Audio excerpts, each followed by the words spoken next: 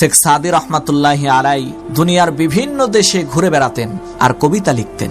একবার তিনি গাধার পিঠে সাওয়ার হয়ে সফরে বের হয়েছেন। পথিমধ্যে রাত হয়ে গেল।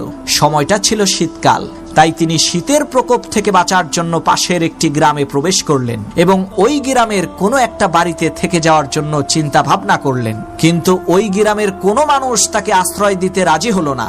অবশেষে একটা বাড়ির দরজায় কড়া নাড়লেন।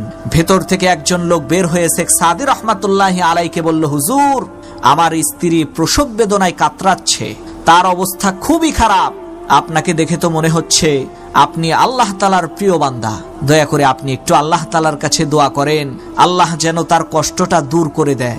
এই কথা বলে লোকটা শেখ সাদি রহমাতুল্লাহি আলাইকে তার ঘরের মধ্যে নিয়ে গেল। তখন শেখ সাদি রহমাতুল্লাহি আলাই ছোট্ট একটা কাগজের টুকরার মধ্যে কিছু একটা লিখে সেই কাগজটাকে তাবিজ বানিয়ে ওই লোকটার হাতে দিয়ে বলল, ভাই, এই তাবিজটা তোমার স্ত্রীর নাভির সাথে সুতা দিয়ে বেঁধে দাও। শেখ সাদির কথা মতো লোকটা তাই করলো। দেখা গেল আল্লাহ তাআলার অশেষ রহমতে লোকটার বাচ্চা পয়দা হয়ে গেল। পরের দিন সকালবেলা শেখ সাদি রহমাতুল্লাহি আলাই সেই এলাকা থেকে চলে গেল।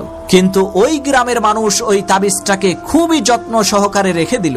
যখনই কোনো গর্ভবতী মহিলার প্রসব বেদনা শুরু হতো, তখন ওই কাগজটা ওই মহিলার নাভির সাথে বেঁধে দেওয়ার সাথে সাথেই কোনো কষ্ট ছাড়াই বাচ্চা ভূমিষ্ঠ হয়ে যেত।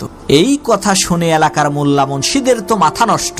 আরে বলে কি, ওই তাবিজের মধ্যে কোরআনের কোন আয়াত লেখা আছে যার কারণে এই রকম অলৌকিক ব্যাপার স্যাপার দেখা যাচ্ছে? আমরা যদি কোরআনের ওই আয়াতটা জানতে পারি, তাহলে তো আমরাও এই রকম অলৌকিক ক্ষমতা দেখাতে পারবো। এই চিন্তা করে এলাকার এক আলেম সাহেব বিভিন্ন বাহানা টাহানা দিয়ে ওই তাবিজটা এলাকাবাসীর কাছ থেকে নিয়ে খুলে দেখে, সর্বনাশ! সেই তাবিজের মধ্যে লেখা আছে, আয় আল্লাহ, আমি আর আমার গাধা এখন আরামে আছি, নিরাপদে আছি, বাকি বিষয়টা তোমার উপরে ছেড়ে দিলাম। তাবিজের এই লেখা পড়ে সেই আলেম সাহেব বুঝতে পারলো আসলে এই দোয়ার শব্দগুলোর মধ্যে কোনো অলৌকিক ক্ষমতা নাই।